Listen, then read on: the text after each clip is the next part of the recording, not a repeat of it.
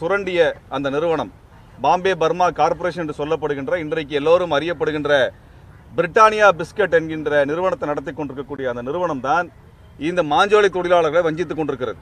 இந்த Britannia biscuit நிறுவனம் கிட்டத்தட்ட 13,000 கோடி ரூபாயை ஒவ்வொரு ஆண்டும் தனது வணிகத்தில் ஈட்டிக் கொண்டிருக்கக்கூடிய நிறுவனம்.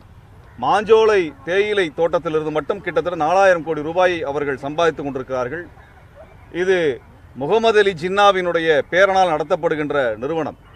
பாகிஸ்தானை உருவாக்கிய முகமது அலி ஜின்னாவினுடைய பேரனால் உருவாக்கப்பட்ட நிறுவனம் தான் இந்த பிரிட்டானியா பிஸ்கட் நிறுவனம். இந்த நிறுவனம் கடந்த 30 ஆண்டுகளாக பாரதிய ஜனதா கட்சிக்கு மிகப்பெரிய நன்கொடையை கொடுத்து வருகின்ற நிறுவனம். பாரதிய ஜனதா கட்சி கொடுக்கப்படுகின்ற பெரும் நன்கொடையிலே அதிக இடத்தில் இருப்பது இந்த பிரிட்டானியா பிஸ்கட் நிறுவனம். இந்த நிறுவனம் தான் இந்த தொழிலாளர்களுக்கான உரிய நட்டையீட்டை கொடுக்காமல் 100 ஆண்டு காலமாக சுரண்டி அவர்களது உழைப்பின் மூலமாக கொளுத்த இந்த நிறுவனம் இன்றைக்கு அந்த மாஞ்சோலையை மூடுகிறேன் என்கின்ற பெயரிலே தொழிலாளர்களை தொழிலாளர் சட்ட விரோதத்தின் அடிப்படையில் அவர்கள் வெளியேற்றிக் கொண்டிருக்கிறது. எந்த இடத்துலையுமே ஒரு நிறுவனத்தில் வேலை செய்யக்கூடிய தொழிலாளர்கள் வாலண்டரி ரிட்டையர்மெண்ட் கொடுத்தெல்லாம் அந்த நிறுவனம் மூடப்படுவதில்லை. ஆனால் மாஞ்சோலை நிறுவனம் வாலண்டரி ரிட்டையர்மெண்ட் என்று அந்த மக்களிடத்தில் ஏமாற்றி எழுதி வாங்கி கொண்டு அந்த நிறுவனத்தில் வேலை செய்தவர்களுக்கு உரிய நட்டையீட்டை கொடுக்காமல் அவர் வெளியேற்றி வருகிறார்கள். கிட்டத்தட்ட ஒரு ஆண்டுக்கு 100 நாட்கள் வேலை நாட்கள் என்கின்ற விகிதத்தில் சம்பளத்தை அவர்கள் வேலை செய்த காலம் முழுவதும் கணக்கிட்டு கொடுக்க வேண்டும். அப்படியாக பார்த்தோம் என்றால் அந்த மாஞ்சோலை தொழிலாளர்களுக்கு குறைந்தபட்சம் 30 50 லட்சம் ரூபாய் நட்டையீடு கொடுக்கப்பட வேண்டும்.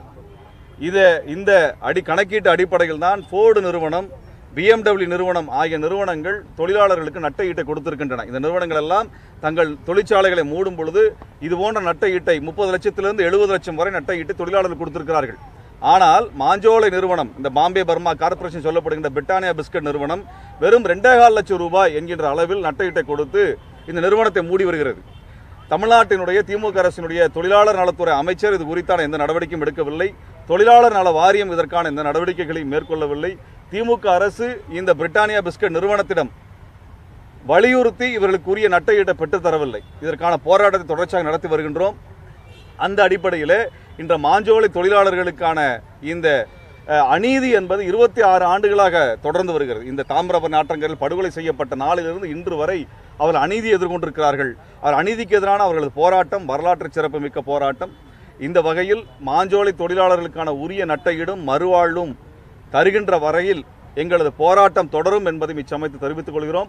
இந்த பிரிட்டானியா பிஸ்கட் நிறுவனம் தமிழ்நாட்டிலே மிகப்பெரிய வணிகத்தை செய்து கொண்டிருக்கிறது. அனைவருடைய வீட்டிலும் பிரிட்டானியா பிஸ்கட் என்பது அறியப்படுகின்ற ஒரு உணவுப் பொருளாக இருக்கிறது. ஆனால் தமிழர்களிடத்தில் வணிகம் செய்யக்கூடிய அந்த நிறுவனம் இந்த மாஞ்சோலை தொழிலாளர்களுக்கான இந்த உரிமையை மறுத்து அநியாயமாக அவர்கள் வஞ்சித்து வருகிறது.